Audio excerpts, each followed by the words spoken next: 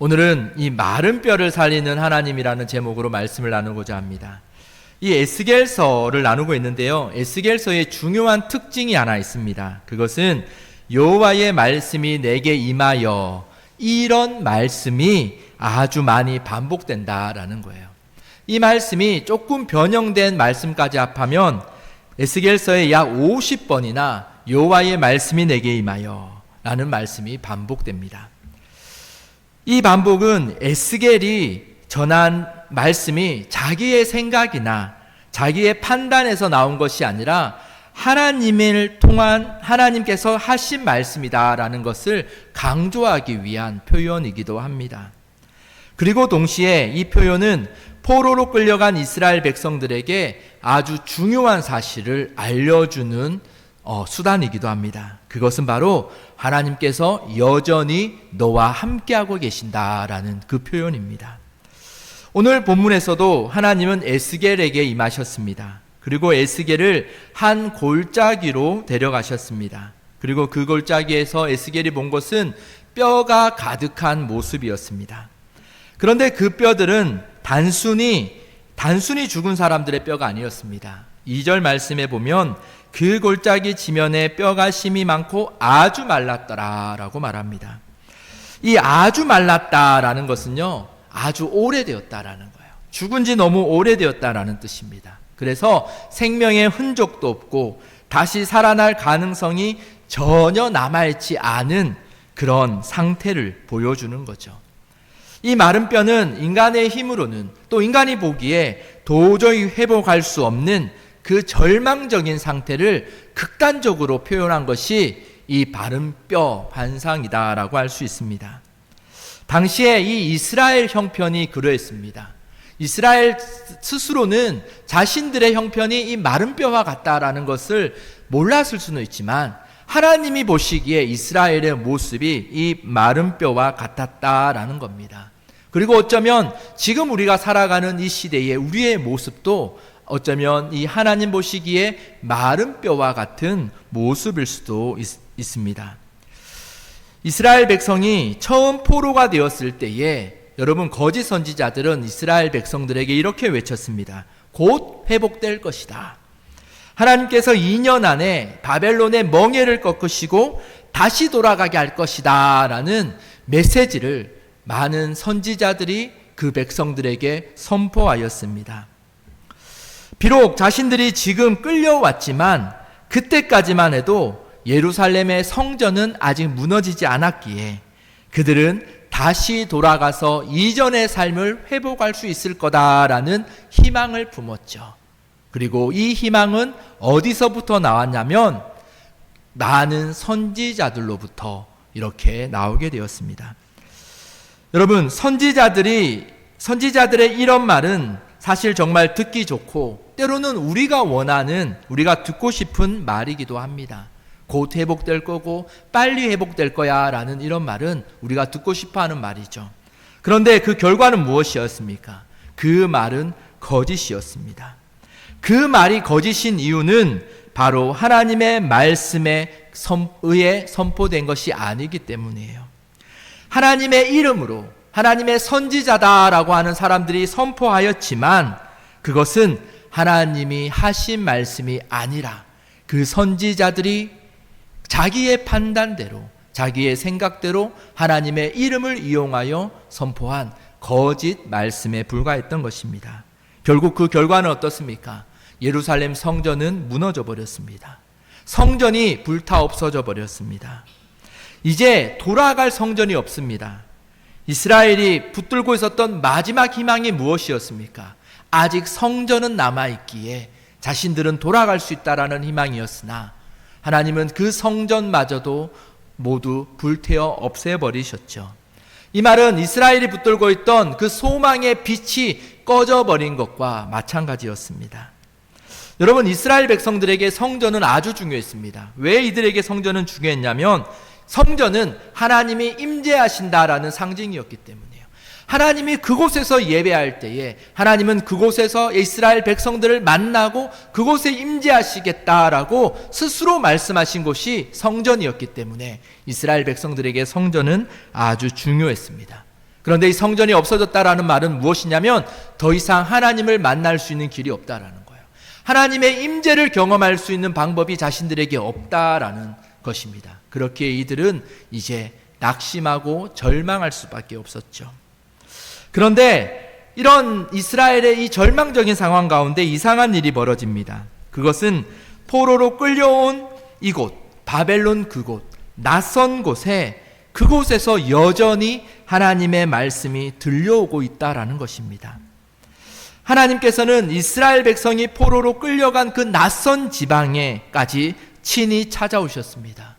그래서 하나님은 그 그발강가에 앉아 있을 때에 에스겔에게 나타나셨고 그곳에서 에스겔을 통하여 계속해서 이스라엘 백성들에게 말씀하셨습니다. 성전은 무너졌지만 하나님의 임재는 여전했습니다. 이스라엘 백성은 이제 하나님의 임재를 경험할 수 없다라고 절망할 때에 하나님은 하나님의 방법으로 여전히 하나님의 말씀으로 이스라엘과 함께하고 계심을 보여주셨습니다. 그것이 맨 처음 나누었던 하나님이 임하여 여호와의 말씀이 내게 임하여라는 표현이 반복되는 것입니다. 중요한 것은 하나님께서 여전히 그들과 지금 우리들과 함께 하시며 하나님은 말씀하고 계신다라는 겁니다. 지금 또 하나님은 우리에게 말씀하시는데 우리에게 그 하나님의 말씀이 들려지는 그 은혜가 있기를 간절히 소망합니다. 하나님께서는 에스겔에게 이렇게 물으셨습니다. 인자야, 이 뼈들이 능히 살 수 있겠느냐? 그때 에스겔은 대답합니다. 주 여호와여, 주께서 아시나이다. 에스겔은 하나님 살 수 있습니다 라는 이런 믿음의 고백을 하지 않았습니다. 왜냐하면 에스겔이 보기에 그 눈앞의 현실을 보면 살아날 가능성이 전혀 없기 때문이에요. 그렇다고 에스겔은 살 수 없습니다 라는 이 말도 하지 않았습니다. 왜냐하면 에스겔은 그래도 하나님을 신뢰하는 자였기 때문이에요. 그렇기에 에스겔은 주께서 아십니다 라고 고백하고 있죠. 에스겔은 하나님의 능력을 함부로 판단하거나 자기의 판단으로 제한하지도 않았습니다. 반대로 에스겔은 하나님이 말씀하시지 않았음에도 자기의 판단으로 하나님을 판단하지도 않았습니다. 여러분, 이것이 우리가 가져야 할 모습입니다. 오늘날 이 시대는 우리에게 판단을 요구합니다. 지금 시대를 바라보고 너희는 이렇게 판단해야 되고 지금 시대를 바라보고 우리의 현실은 이거다라고 얘기하며 우리에게 판단을 요구하며 선택을 요구하기도 합니다. 그런데 여러분, 우리가 하나님 앞에 믿음으로 살아간다라는 것은 우리가 우리의 소신과 우리의 확신을 가지고 무작정 믿음으로 뭔가를 선택하는 것이 아닙니다. 믿음으로 한다라는 것은 하나님의 말씀을 기다리는 겁니다. 때로는 늦고 때로는 내가 원하지 하는 말씀이 안 들려져도 우리는 하나님이 말씀하시기를 기다리며 내가 판단하지 않는 삶이 바로 믿음으로 살아가는 삶이다라는 거죠.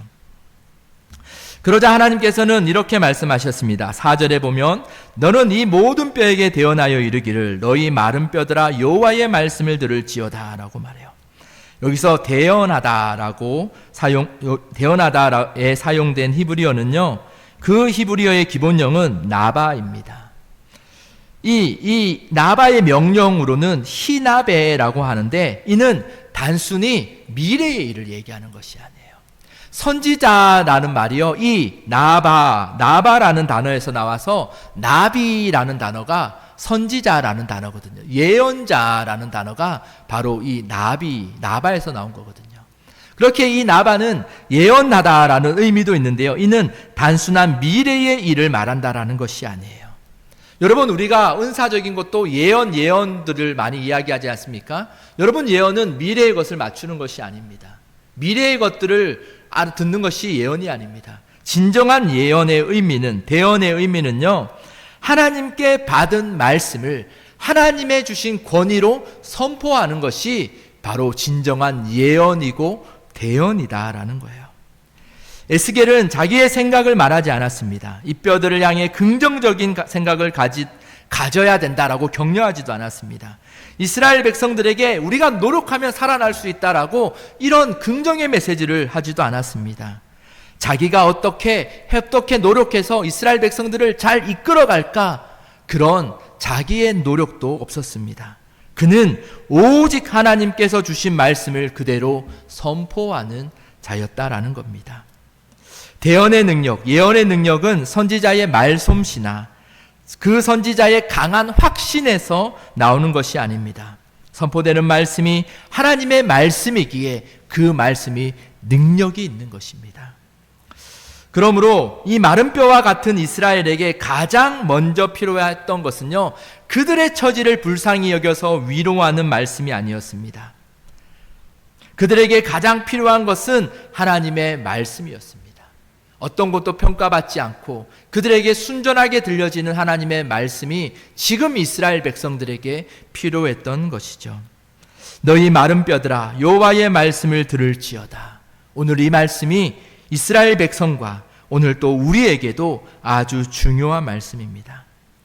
우리가 다시 살아나기 위해서는요, 먼저 하나님의 말씀이 들려져야 됩니다.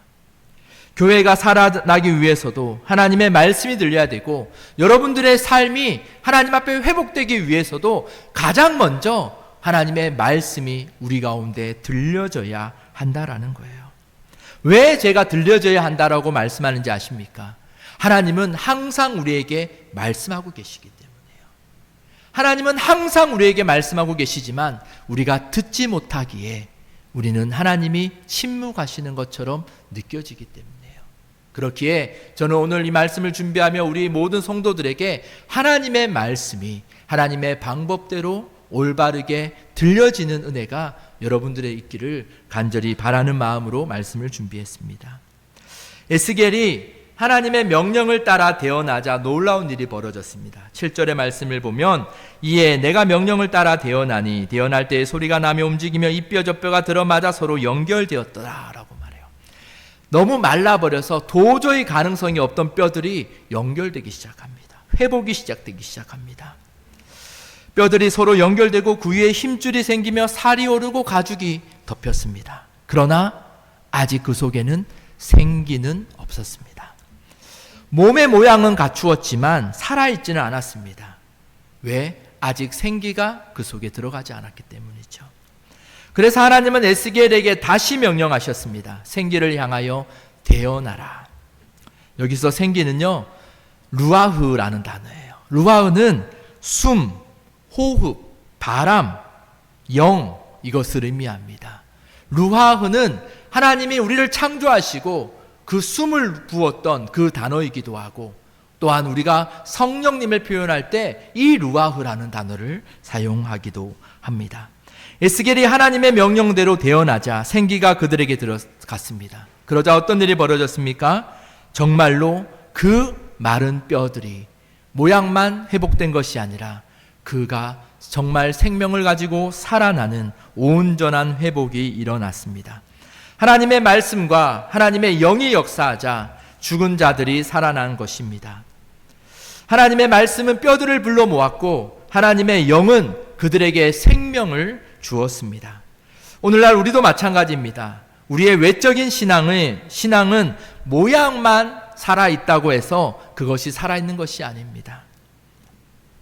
예배의 형식과 교회가 어떤 조직을 갖추은 것만으로는 충분하지 않습니다.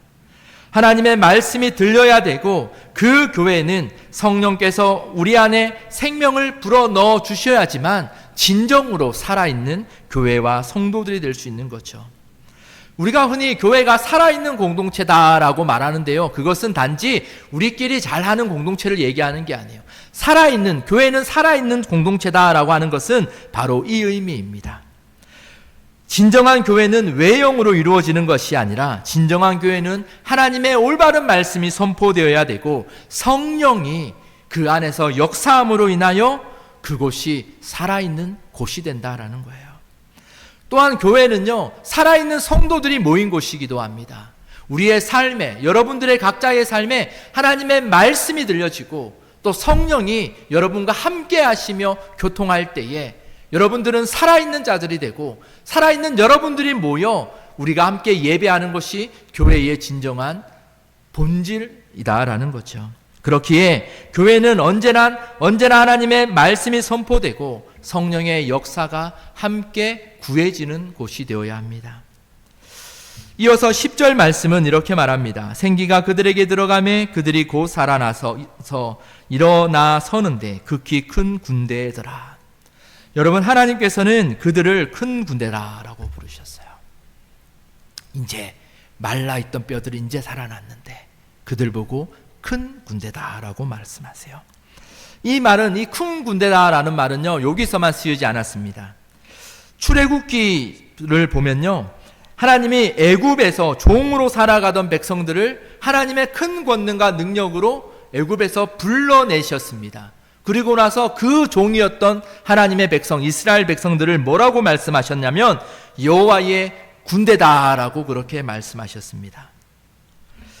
애굽의 종을 여호와의 군대로 불러내신 하나님께서 이제는 마른 뼈와 같은 그 포로들을 다시 큰 군대로 부르신다라는 거예요. 종을 군대로 만드신 분도 하나님이셨고 이 마른 뼈를 군대로 만드신 분도 하나님이십니다. 이스라엘이 스스로 힘을 내어 일어난 것이 아닙니다.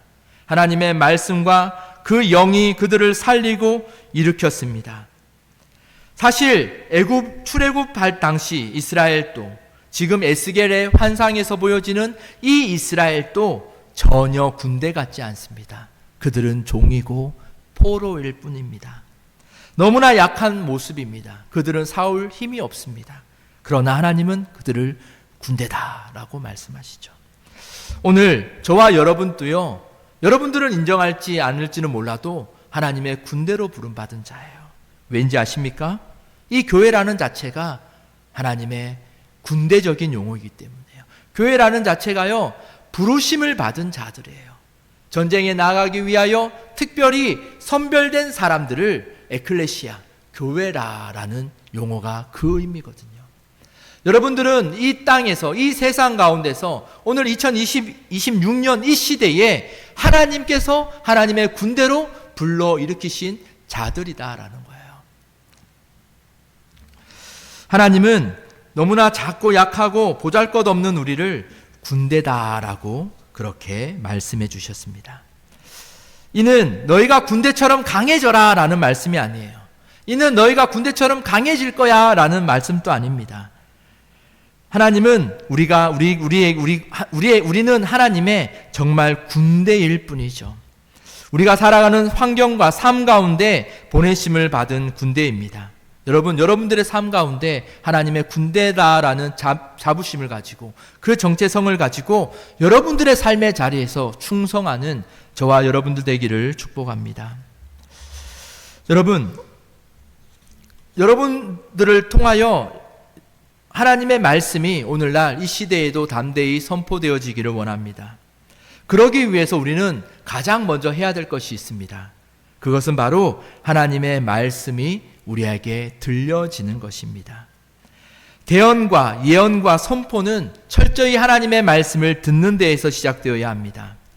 하나님의 뜻을 내 생각대로 판단하고 해석하고 그래서 그렇게 해서 말하는 것이 아니라 먼저 하나님의 말씀이 우리 가운데 바르고 분명하게 들려지고 그 말씀을 들을 줄 알아야 합니다. 그러므로 우리는 하나님의 말씀이 나에게 들려지기를 사모해야 됩니다. 우리는 이것을 위하여 성경을 읽고 기도의 자리를 가져야 한다라는 거죠. 많은 성도가 하나님의 음성을 듣기를 원하지만 우리의 마음대로, 우리의 판단대로, 자기만의 방법으로 하나님의 말씀을 들으려고 하기도 합니다. 그러나 여러분, 하나님의 말씀을 듣고 싶다면 하나님의 말씀, 우리에게 말씀하시는 이 성경을 읽는 것으로 시작하여야 합니다. 저는 때로는 여러분들에게 우리가 성경을 다 이해하지 못하더라도 그냥 읽으셔야 됩니다 라고 이렇게 권하기도 합니다.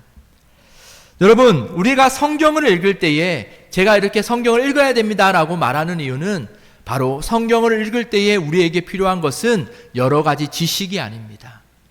성경은 읽을 때에 우리에게 필요한 것은 믿음으로 읽는 마음이죠.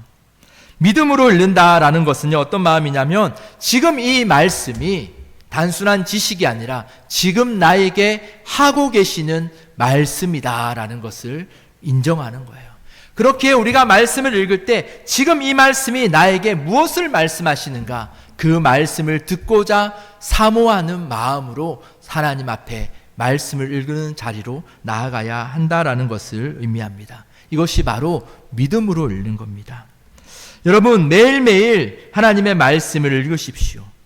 그리고 그 말씀을 읽으면서 하나님의 음성을 듣기를 사모하는 마음으로 여러분 말씀을 읽으십시오.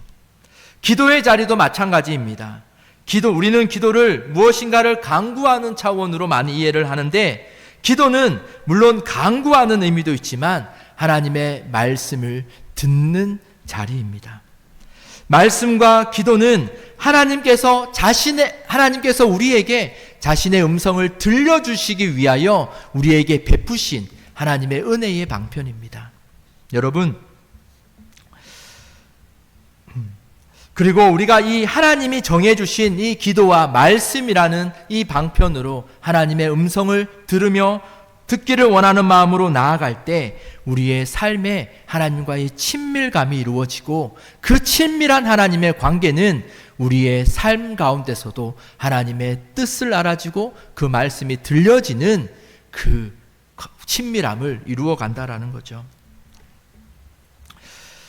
그리고 우리는 때로는 하나님의 음성을 듣는 것이 특별한 사람들에게 일어나는 일이다라고 생각합니다. 그래서 우리는 지금 내 믿음으로는 나는 부족해서 하나님의 말씀을 들려지지 않을 거야 라고 그렇게 한계를 지어버리기도 합니다. 그러다 보니 우리가 보기에는 나보다 신앙이 좋아 보이는 사람, 또 다른 사람들에게 하나님의 음성을, 다른 사람들에게 하는 말씀을 우리는 내가 대신 듣기를 원하는, 다른 사람을 의지하는 그런 신앙을 가지기도 합니다. 그런데 여러분, 하나님의 음성을 듣는 것은 특별함이 아닙니다. 우리 모두에게 주어진 하나님의 방편이고 하나님의 은혜입니다. 그렇기에 우리는 하나님의 음성을 듣기 위해 뭔가의 특별한 은혜보다 하나님과의 친밀한 관계에서 오는 그 섬세함이 더 필요합니다. 기도와 말씀의 자리로 나아갈 때 하나님은 우리에게 친밀함으로 응답하시고, 그 친밀함은 우리에게 영적인 섬세함을 허락하셔서 하나님이 기도와 이 말씀 가운데, 또 기도 가운데, 또 여러분들이 살아가는 그 삶 가운데서 하나님이 하시는 말씀이 나에게 들려지고 그 말씀이 분별되어지는 그 은혜가 여러분들에게 생겨나게 될 것입니다. 여러분, 하나님은 간절히 찾는 자를 만나 주신다 하셨습니다. 이제 우리의 삶에서 하나님의 음성을 듣기를 사모하는 마음들이 일어나기를 원합니다.